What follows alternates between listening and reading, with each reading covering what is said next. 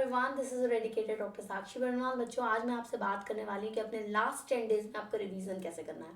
NEET का exam बहुत पास आ गया है, ठीक है। अब काउंटडाउन शुरू हो चुका है। लास्ट 10 डेज में आप ऐसा कैसे रिवीजन करेंगे कि आप जब एग्जाम में जाएं तो पूरे कॉन्फिडेंस के साथ जाएं और ये आपके दिमाग में रहे कि नहीं भाई, मैंने पूरी तैयारी कर ली है, ठीक है। तो इसी के बारे में बात करते हैं। मेरा नाम है डॉक्टर साक्षी बरनवाल, नाम है नीट बायो एडुकेटर। बच्चों, मैं आपसे बस आज इतना कहना चाहती हूँ कि किस स्ट्रैटेजी से आप अपना रिवीजन रखेंगे इस समय लास्ट 10 डेज में। लास्ट 10 डेज की जब मैं बात कर रही हूँ तो मैं बात कर रही हूँ आपसे 6 से 15 ऑफ जुलाई की, ठीक है। 6 और 15 जुलाई के बीच की बात मैं कर रही हूँ आपसे। रुकिए, नेक्स्ट पेपर ले लेते हैं। ये 10 दिन है आपके पास जिसको आप रखना है। 16 ऑफ जुलाई जो रहेगा ये आपके पास बफर डे है। क्या है बच्चों? ये बफर डे है। अगर कुछ ऐसा रह जाता है थोड़ा बहुत जो आपको लगता है थोड़ा सा पढ़ लेना चाहिए, वो आप इस दिन कर सकते हैं। बाकी हम अपना पूरा सिलेबस एक बार रिवीजन करेंगे इन 10 दिनों के अंदर। कैसे करेंगे ये मैं आपसे बात करने वाली हूँ। तो हम अभी इस 10 दिनों के बारे में बात करने वाले हैं जिसमें हमें अपना सिलेबस पूरा एक बार रिवाइज करना है। यस, एक बार पूरी तरह से रिवाइज करना है, whether it is physics, chemistry और बायोलॉजी। सबसे पहले हम बायोलॉजी से शुरू करते हैं। क्या हम एक्स्ट्रा ऐसा कर सकते हैं मैम इसमें जिससे बायोलॉजी एक बार में रिवाइज हो जाए? पता है बायोलॉजी नीड्स एनसीईआरटी से आने वाला है, एनसीईआरटी ही रिवाइज करनी है और उसी पे हमें सबसे ज्यादा ध्यान देना, ठीक है। एक बार आपकी एनसीईआरटी आप आराम से रिवाइज कर सकते हैं अगर आपने पहले से तैयारी कर रखी है। डेफिनेटली 10 दिन है आपके पास, उसमें टाइम अलॉटमेंट करिए अपना अकॉर्डिंग टू फिजिक्स, केमिस्ट्री और बायोलॉजी। और आपका जो रिवीजन होगा उसमें इस तरह से रिवाइज करना है कि जो आपके ऐसे चैप्टर्स हैं जिसमें आपके फंडेज हैं, जिसमें आपका थोड़ा सा समझ लीजिए लॉजिक्स है, वो सारा आप पहले रिवाइज करें, ठीक है, जिसमें आपको समझने वाली चीजें।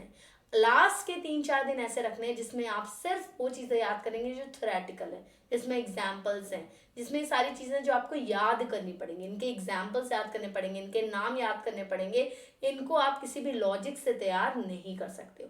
तो इस तरह से आपको बायोलॉजी को लेके चलना है। तो बहुत ही स्मार्टली रिवाइज करना है क्योंकि जितना लेट पढ़ोगे कई बार उतना ही आपके दिमाग में चीजें ताजा रहती है, ठीक है। इसके अलावा जब आप बायोलॉजी पढ़ रहे हैं तो जब आप सोने जा रहे हैं या फिर आप कुछ ऐसा काम कर रहे हैं एक्टिविटी जिसमें आप एक बार गो थ्रू कर सकते हैं चीजें, ठीक है, रात में सोने से पहले आप वो चार्ट रिवाइज करेंगे जो कि आपने अपने रिवीजन के लिए रख रखे हैं। तो ये चार्ट रिवीजन हुआ, आपके पास टेबल्स हैं अलग अलग तरीके के, उसको एक बार देख लिया। इस तरह से आपको बायोलॉजी को अपने रिवाइज करना है, ठीक है, ताकि एंड में सारी चीजें आपके दिमाग में रिफ्रेश रहें, बार बार आपको पढ़ना ना पड़े उस चीज के लिए। और आपको जब आप एग्जाम हॉल में जाए तो आपको पता रहेगा कि अरे ये तो मैंने 2-3 दिन पहले ही पढ़ा तो मेरा ये तैयार होगा, राइट।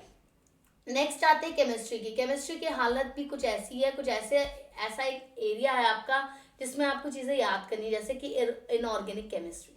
इसमें क्या होता है, आप कितनी बार भी पढ़ लें आपको याद रहता है, बट कुछ दिन बाद आपको लगने लगता है हम फिर भूल गए।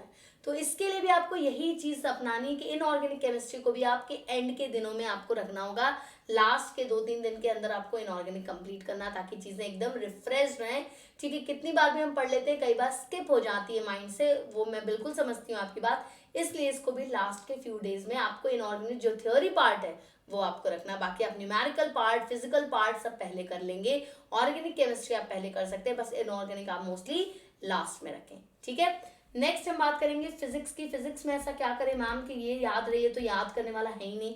इसमें 3 चीजें याद करनी है। पहला तो फॉर्मूला शीट, ठीक है। फॉर्मूला शीट का ये मतलब नहीं कि बस फॉर्मूला पढ़ लिया तो आपका चैप्टर में सारे क्वेश्चन लगने लगेंगे, नहीं, आपने पहले से भी पढ़ाई कर रखी है।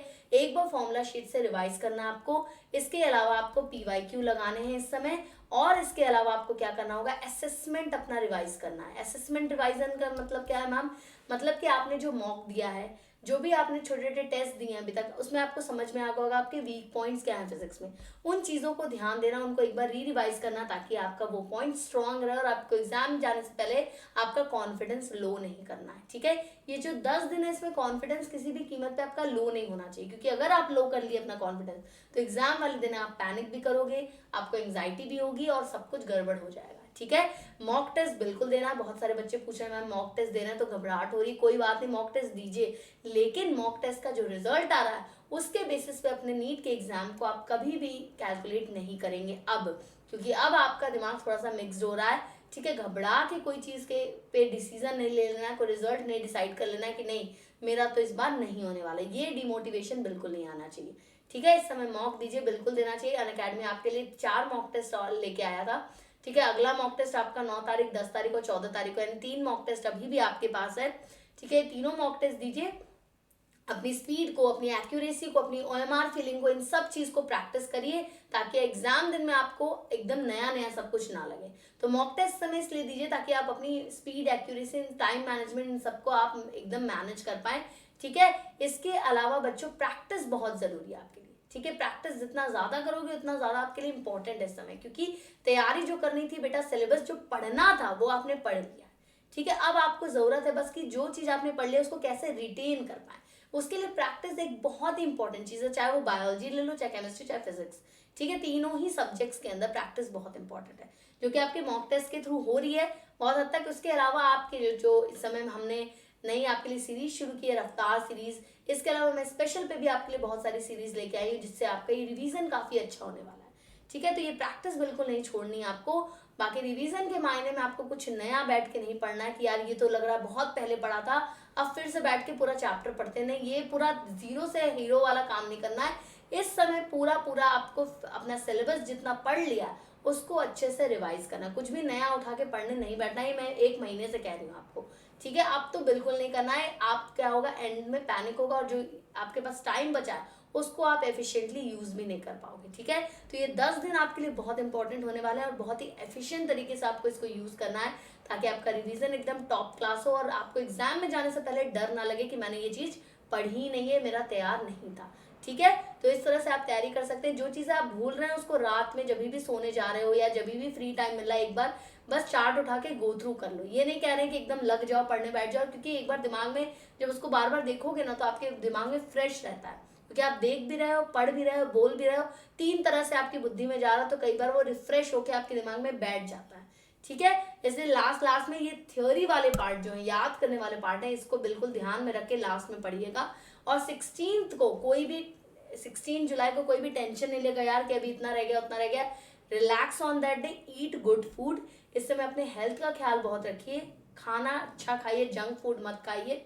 ठीक है, और अपने आप को गिव अप मत करने दीजिए। ठीक है, कभी भी जब आपने स्टार्ट किया था किसी ने ये नहीं बोला था बहुत आसान है, तो अब जब टफ लग रहा है तो गिव अप क्यों मार रहे हो, क्योंकि हमें पता था ये जर्नी होने वाली है टफ, और अब तो हम एकदम पहुंचने वाले हैं अपने मुकाम तक, तब हम कैसे गिव अप मार सकते हैं। तो nobody said it would be easy, so never ever give up when it gets hard. तो हार्ड तो हो रहा है बेटा, क्योंकि एग्जाम पास आ रहा है, दिल की धड़कनें बढ़ती जा रही है, मैं समझ रही हूँ, हर तरीके से आपको समझ रही हूँ। मेरे साथ भी हुआ है, मैं भी आपकी तरह एग्जाम दी हूँ और मेरे से ये गलतियां हुई हैं कि मैं क्या हुआ था, लास्ट में बुक लेके पढ़ रही थी, एग्जाम सेंटर तक जाके लोगों को देख के डर रही थी। ये सारी चीजें नहीं हटानी। मैंने नेक्स्ट अटेम्प्ट में यही किया था, मैं एग्जामिनेशन सेंटर पे जब पहुंची, मैंने देख लिया एग्जामिनेशन सेंटर है, फिर मैं अपनी फैमिली के साथ कार में या बाइक में जहां भी बैठे थे वहीं बैठ के मैं बात कर रही थी। मैं और बच्चों को ध्यान ही नहीं दे रही थी कि मुझे टेंशन हो, क्योंकि टेंशन होता है अननेसेसरी, हम याद की हुई चीज भूल जाते हैं।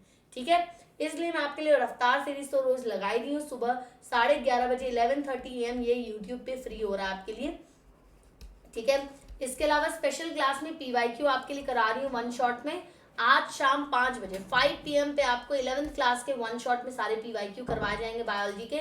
और आपके लिए बहुत जल्द जैसे ये PYQ वाले शॉर्ट्स खत्म होते हैं, अगर एक सेशन में हो गया तो बहुत अच्छी बात है, 2 सेशन में हुआ तो 2 सेशन के बाद आपका NTA अभ्यास सीरीज शुरू होगा, इसमें नीट के सारे NTA के क्वेश्चंस मैं ले आऊंगी ताकि आपका सब चीज एकदम क्या कहते हैं ना, पक्का 100% हम लेके जाए। तो प्रैक्टिस बहुत जरूरी, इस समय जितना हम क्वेश्चन आपको हर तरह से करा सकते हैं मैं आपको करा रही हूँ कि कहीं से भी एक भी लेकिन आपका नहीं रह जाए। ठीक है, तो यही कॉन्फिडेंस पहन के सब बच्चे जाएंगे और अपनी पूरी तैयारी, अपनी पूरी लगन के साथ एग्जाम देंगे और कॉन्फिडेंस बिल्कुल भी डाउन नहीं होना है। मैम आपके साथ है हर परिस्थिति में।